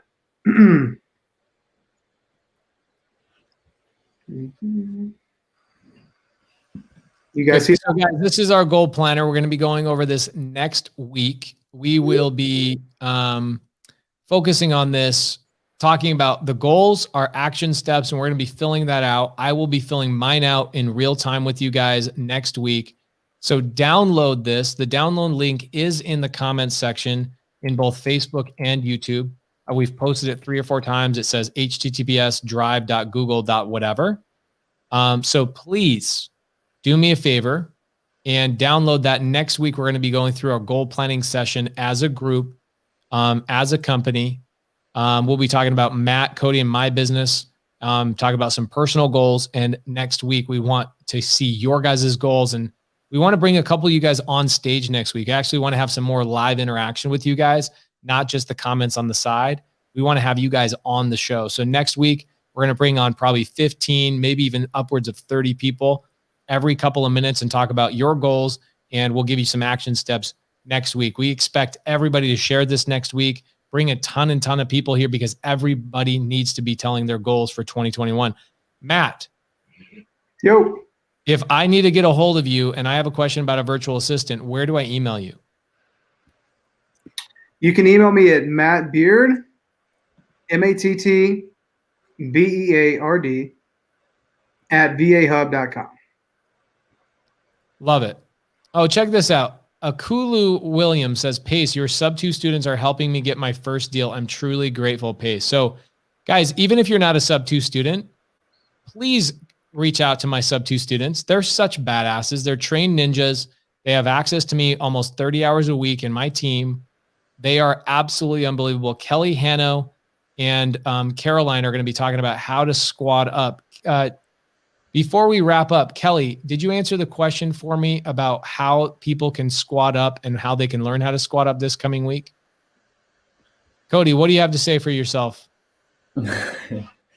So, as always, for anybody that is tuning in for the first time, we also are on Spotify and iTunes. So while you're driving around this week, if you want to catch up on past episodes of Sunday Service, make sure to check us out on iTunes and Spotify. Make sure to download and listen in.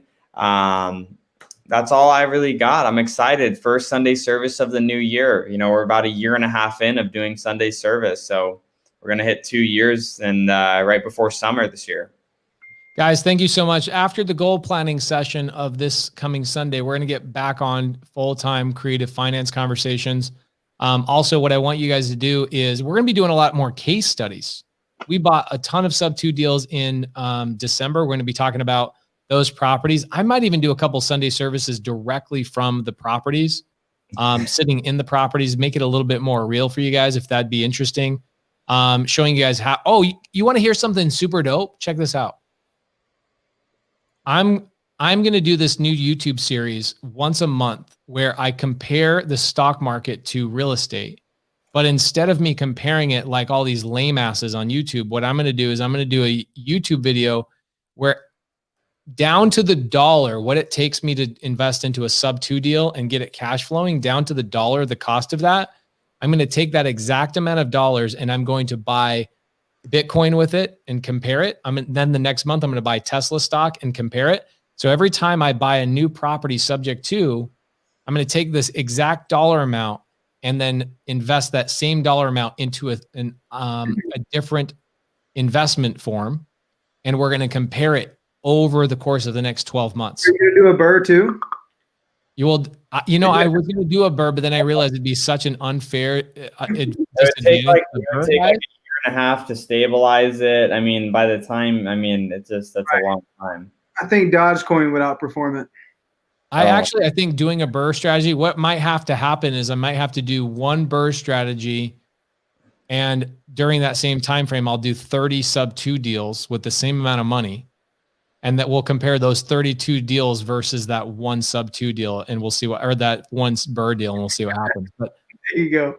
But that really is it. We're going to do 1 month gold, 1 month Bitcoin, 1 month Tesla stock, 1 month Ethereum, 1 month something else. And we're going to go all year long, 12 months. We're going to be doing YouTube videos based on alternative investment methods against real estate. And we're going to bring on experts. I've got a crypto expert that has like $10 million in Bitcoin. He's going to be coming on and talking about Bitcoin and this, that, and the other. And I'm going to talk about real estate. Guys, we're going to have a lot of fun in 2021. Please share with your friends. Today, we got up to about 375 live viewers. We want to help you guys. We want to inspire you guys, especially going into the new week. We want to make sure your guys' businesses are growing. And the only way we can do that is more people to squad up with. So please invite your friends. Please talk about Sunday service. Let everybody know that this coming week, we are going to be doing goal planning sessions, and they should be coming out because we're going to be bringing people on live, talking about their goals live, and answering those questions with specific step-by-step instructions.